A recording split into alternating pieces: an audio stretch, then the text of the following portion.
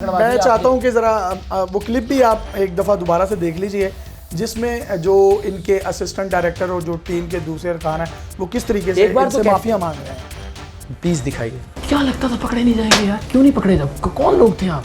चोरी नहीं छुपती गिरा भाई, चोरी नहीं छुपती।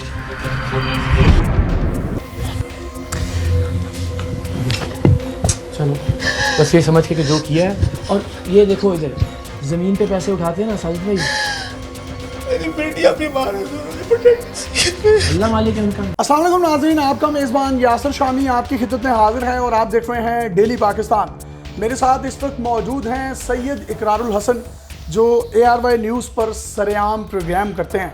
ये पाकिस्तान की तारीख़ का अगर मैं रेटिंग पॉइंट ऑफ व्यू से या क्रेडिबिलिटी पॉइंट ऑफ व्यू से प्रोग्राम देखूं तो नंबर 1 प्रोग्राम है।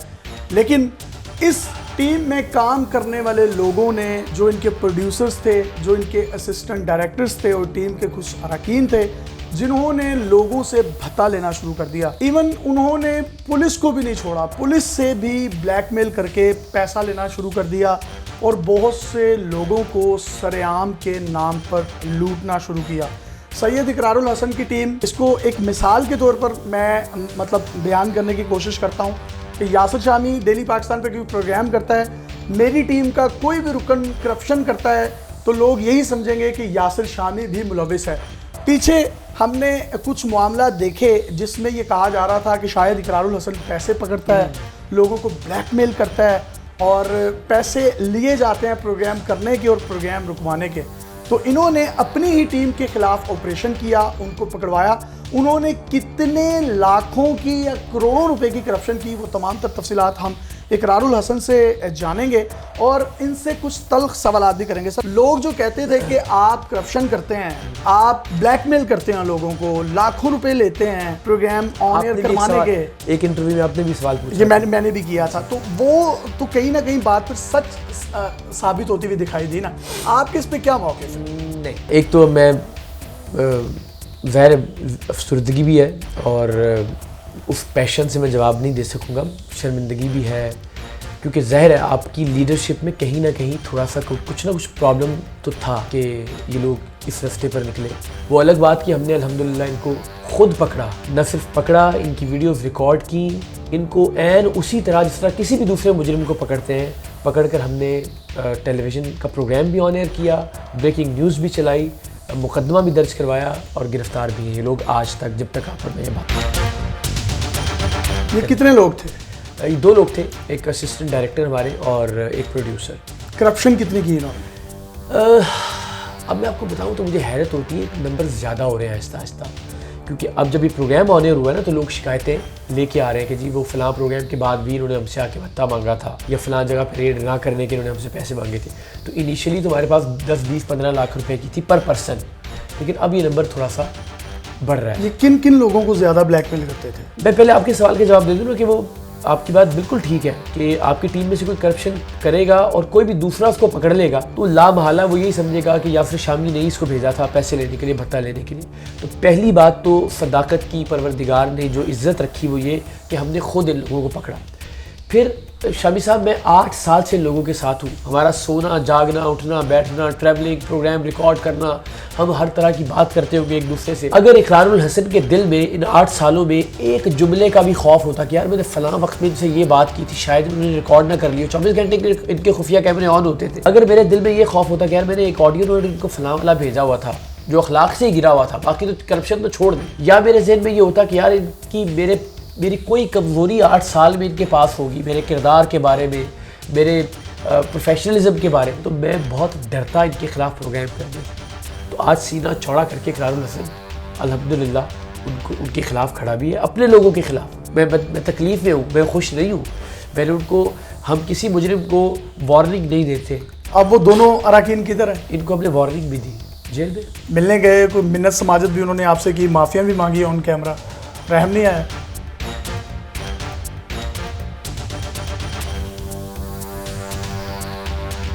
क्या करना चाहिए? मुझे लगता है वो शर्मसार है। ये आंखों में जो आपकी नमी है ये दुख की है या गुस्से की है? ये गुस्सा तो मुझे समझ में नहीं आता है, मिले जुले से तासुरात हैं। अल्लाह ताला ने आपको सब कुछ दिया हो, परवरदिगार ने आपको टीम सरेआम का प्रोड्यूसर बनाया हो, आपको अल्लाह ताला ने अच्छी तनख्वाह दी हो जो आम आदमी तसव्वुर नहीं कर सकता। 24 घंटे दफ्तर की गाड़ी दस्तयाब हो आपके लिए, आपके पर्सनल कामों के लिए, आप बेहतरीन जहाज़ों में सफ़र करें, आप 5 स्टार होटल्स में रुके जब भी प्रोग्राम की रिकॉर्डिंग के लिए जाएं, आप अच्छे से अच्छे खाने खाएं प्रोग्राम के बजट पे। अल्लाह ताला की कसम खा के कहता हूँ, मैं इसलिए नहीं कह रहा कि मैं कोई बड़ा बनने की कोशिश कर रहा हूँ, लेकिन किसी की बेटी की शादी हो, किसी की बेटी की सालगिरह हो, किसी ने घर ख़रीदना हो, किसी का रेंट ना जा रहा हो टाइम पे, एक बड़े भाई की तरह हर वक्त हर तरह से मैं उन लोगों के साथ खड़ा हूँ। ये चैनल की अकोमोडेशन के अलावा इसके अलावा मैं फिर कह रहा हूँ, मैं खुदा को गवाह बना के कह रहा हूँ, मैंने आपसे पहले भी कहा, जो सवाल दिल चाहे आप हमसे पूछिएगा। ये कपड़े जो इकरारुल हसन पहनता है, इसका प्रोग्राम का बजट होता है, एंकर के वार्डरोब का एक बजट होता है, ठीक है। हालांकि मैं चाहूँ तो किसी भी ब्रांड से मैं पैसे ये कपड़े मुफ्त ले सकता हूँ और उनकी पट्टी चलवा सकता हूँ, पैसे दे के ये कपड़े ख़रीदता हूँ। आपकी कभी मुलाकात हो वसीम से, सब कुछ हुआ, उनसे अल्लाह की किताब पे हाथ रखवा के पूछिएगा कि आज तक पिछले 8 वर्षों में मैं 36,000 के कपड़े लूँ, मैं 50,000 के कपड़े लूँ, मैं 80,000 के कपड़े लूँ, मैं अपनी जेब से लेता हूँ और वो रसीद में इनको दे देता हूँ कि यार ये पैसे आप निकलवा के प्रोग्राम सरेआम में खर्च कर लें जहाँ आपको ज़रूरत पड़े। मैंने आज तक अपने कपड़ों के जो मेरा हक़ है, जो कंपनी के प्रोग्राम सरेआम के बजट के वार्डरोब में शामिल है, मैंने आज तक उनके पैसे नहीं लिए। आपने आज तक कोई किसी से पैसा नहीं लिया? मैं आपको बताऊँ, मुझे एक रमज़ान का महीना, लोग कहते हैं ट्रांसमिशन से पैसे लेते हैं, वो मुझे 10-20 लाख रुपए का पड़ता है। वो जेब से डालते हैं? भाई आपके सामने फैमिली बैठी है, वो रो रही है ज़ारो कतार, एक माँ है जिसका इकलौता बेटा मर गया है, वो आप भी जानते हैं उस मामले को, एक माजूर है जो आपके आगे हाथ बांध के कह रहा है कि यार अल्लाह का वास्ता मुझे कोई ऐसा मकान दिला दे जिसके अंदर सीढ़ी ना, मैं सीढ़ी नहीं चढ़ सकता।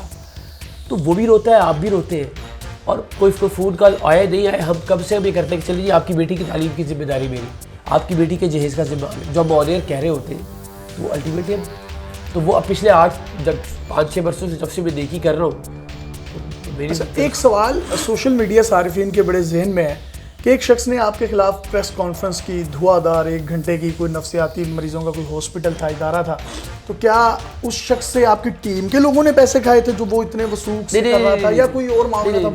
क्योंकि बहुत से लोग नरेट कर रहे हैं उसको। उसने पैसों का इल्ज़ाम नहीं लगाया था, उसने ये कहा था कि हमारा हम फैक्चुअली गलत हैं आप लोग। हाँ, हम उसका मौक़िफ़ ये था कि हमने जाके वहाँ पे उसका जो नफ्सियाती बहाली का सेंटर था, हमारा ये कहना था कि वहाँ पे वो पैसे लेके लोगों को रखता है, मसलन किसी के जायदाद का मसला है, मैं कहूँ जी मेरा भाई है, इसको पागल करार दे के आप उठा के ले जाए, तो उसके लोग आते थे उठा के ले जाते थे।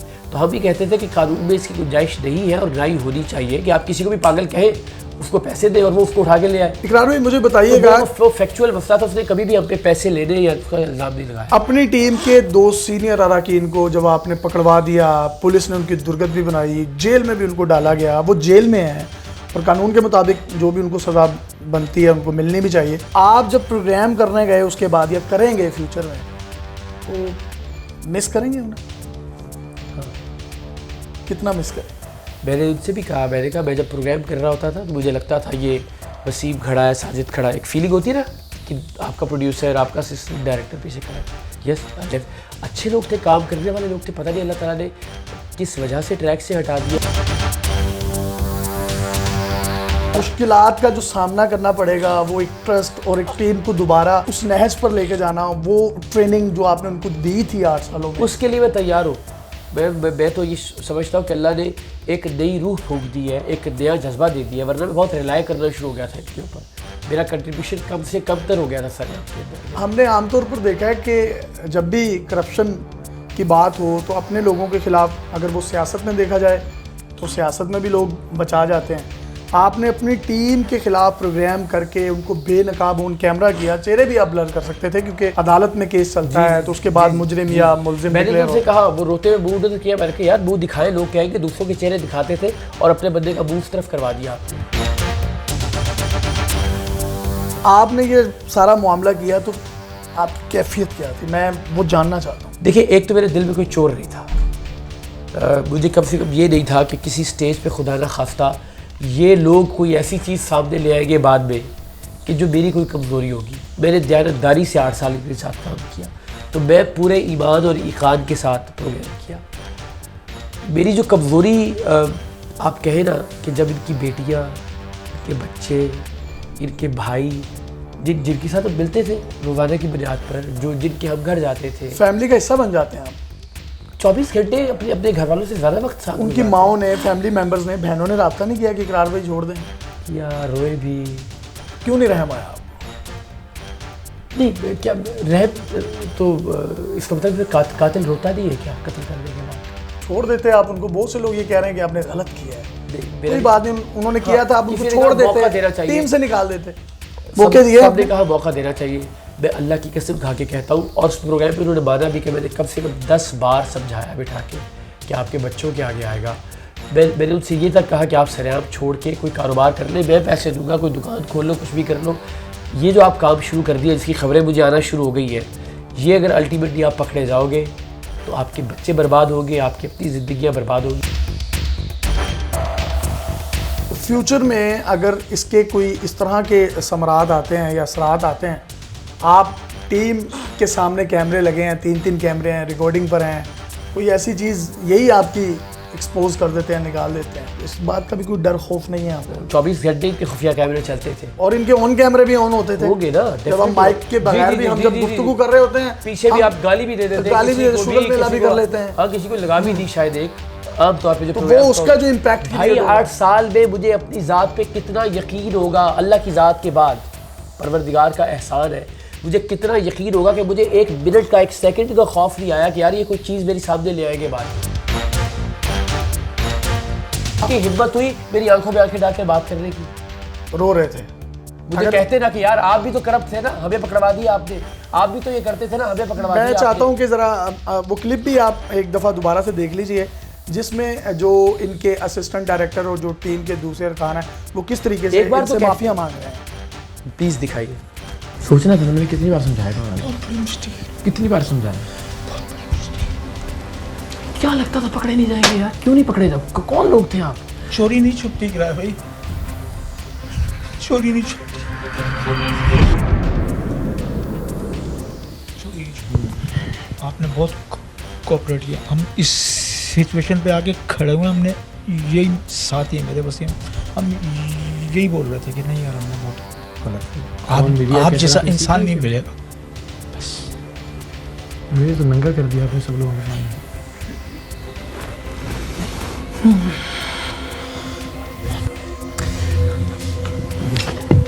चलो बस ये समझ के कि जो किया है, और ये देखो इधर ज़मीन पे पैसे उठाते हैं ना साजिद भाई, मेरी बेटियां बीमार है, उन्होंने प्रोटेक्ट।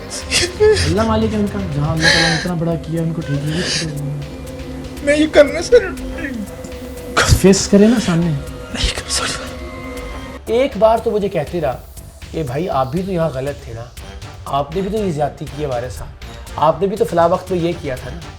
क्या हाथ पकड़ के चूप के यही कहा ना कि आप जैसा इंसान नहीं मिलेगा दोबारा? मैंने तुमसे कहा कि आपको नौकरी नहीं मिलेगी, लेकिन उनकी नौकरी भाड़ में गई, आप जैसा इंसान दोबारा नहीं मिलेगा। मैं ये नहीं कहता मैं फरिश्ता हूँ, मुझ में हज़ार तरह की कवाहतें, किसी गरीब का अपनी इज्जत का जो अल्लाह ताला ने दी है। अगर मुझे यार कोई आदमी आके कहता है मैं रोज़ा रसूल की जालियाँ पकड़ के इकरार भाई आपके लिए दुआ करता रहूँ, तो मुझ पे लानत है अल्लाह ताला की ज़ात की कि मैं अगर ज़िंदगी में 1 रुपए की हेरा फेरी, करप्शन तो दूर की बात है, मैं उसमें किसी तरह की बददियांती भी बहुत दूर की बात है कि मैं हल्की सी मिसमैनेजमेंट का भी तस्वुर करूँ। आपकी टीम के अरकान ने करप्शन की या जिसने भी की, अल्टीमेटली गंदे आप हुए, कौम के बहुत से लोग हर्ट हुए, माफ़ी मांगेंगे उनसे? ये फैसला कौम करेगी कि क्या मैंने एक अहसन कदम उठाया अपने लोगों को बेनकाब करके, क्या ये कि हम खामोशी से उनको निकालते। और मेरा ख्याल है मैं आमतौर पे तनकीद को ज़्यादा देखता हूँ, लेकिन इस मामले में अल्लाह ताला की ज़ात ने मुझे थोड़ी सी इज्जत दी है, गंदा नहीं हुआ। मुतमईन है? जब तक ये सारा काम किया नहीं था ना मैंने, तो मैं लिटरली नींद की गोलियाँ खा के सोने लग गया था। जब इनकी खबरें सामने आना शुरू हुई थी तो मैं बड़ी डिसअपॉइंटमेंट थी कि यार मैंने कौन सी कमी छोड़ी है। मैंने अपनी ज़ात को मिसाल बना के पेश किया है। चैनल की तरफ से प्रेशर आया आप पर कोई? ये फीलिंग आई कि यार किसी को मैनेजमेंट में से ये न लगाओ कि एक आदमी इन्वॉल्व था इनके साथ। एक अपने आप में होता है ना कि आपको लगता है कि यार कोई ये सोचे कि यार ये प्रोड्यूसर भी कर रहा था, असिस्टेंट डायरेक्टर भी कर रहा था, तो कहीं इकरार भी तो इन्वॉल्व नहीं था। थप्पड़ खा रहे हैं, घोंसे खा रहे हैं, कभी पुलिस वालों से, कभी आपके साथ ज्यादती हो रही है, कभी मतलब लोग जो हैं वो बुरा भला कह रहे हैं, कैमरे तोड़ रहे हैं, हमलावर हो रहे हैं, अपनों में से गद्दार निकल रहे हैं। अपनों को पकड़ना भी आसान नहीं है। छोड़े लानत डालें, कोई और काम करें। लड़ेंगे शामिर साहब, आखिरी सांस तक लड़ेंगे इंशाल्लाह। और ये कोई पहली बार थोड़ी है। कायद आज़म ने भी कहा था कि मेरी सफ़ों में सारे खोटे सिक्के हैं, हम तो उनके पैरों की खाक हैं। अपनी जान रिस्क में डाली, बच्चे की जान, एक बच्चा आपका, अल्लाह उसको और इसके बाद सलामत रखे। इसके बाद तो और डाली। मैंने इनसे कहा कि जब आप बाहर निकलेंगे पहली गोली मुझे मारेंगे। ये वो लोग हैं जो मेरे सारे औकात कार से, मेरी ट्रैवलिंग से, मैं कहाँ से आता हूँ, कहाँ जाता हूँ, कहाँ बैठता हूँ, हर चीज़ से वाकिफ़ है ना। तो मेरी ये सबसे ख़तरनाक प्रोग्राम है बाकी हर प्रोग्राम से ज़्यादा। अक्सर लोग कहते हैं, और आपके साथ क्योंकि दोस्ती भी है, आप अक्सर हमें ये कहते हैं कि मेरी मौत जब भी गोली से होगी।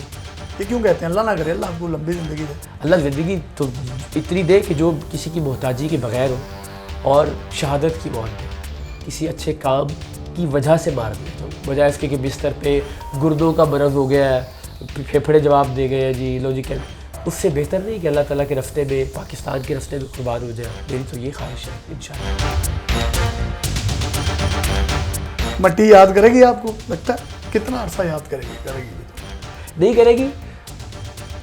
10 साल 5 साल मैं परवरदिगार की बारगाह में जाके सुरखरू होगा इंशाल्लाह। मैं हमेशा ही कहता हूँ कि अल्लाह ताला के साथ, जिस तरह मैं आज कह रहा हूँ ना, मैं सीना चौड़ा करके, गुरूर नहीं है, ये तकब्बुर नहीं है, ये फ़ख्र है, ये नाज है, ये मान है, तो मैं अल्लाह ताला के सामने भी कहूँगा लाड से कि परवरदिगार बारे लाहा, तो जानता है मैं अपने हिस्से का काम करके आया।